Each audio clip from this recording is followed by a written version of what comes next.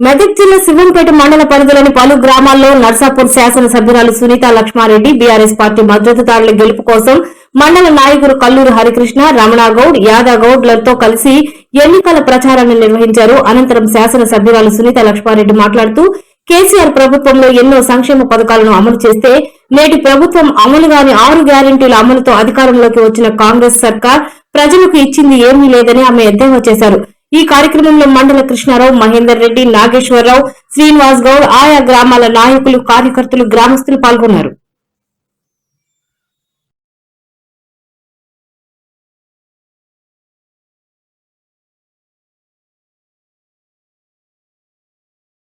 అదేవిధంగా బోనస్ రైతు పంటలు నష్టపోతే నష్టపరిహారం అదేవిధంగా కొనుగోలు కేంద్రాలు ఇబ్బంది పెడుతున్నారు. మరి ఇవన్నీ కూడా మరి కేసీఆర్ గారి హయాంలో లేకుంటే కాంగ్రెస్ పార్టీ హయాంలో మనం బాధలు పడతా ఉన్న విషయాన్ని మీరు అర్థం చేసుకోవాలని చెప్పేసి కూడా మీకు పైనుంచి కాంగ్రెస్ ఫండ్స్ రావు అది ఇది అని కొంచెం ఇది కూడా చేస్తారు. ఆ మాట కూడా ఒకసారి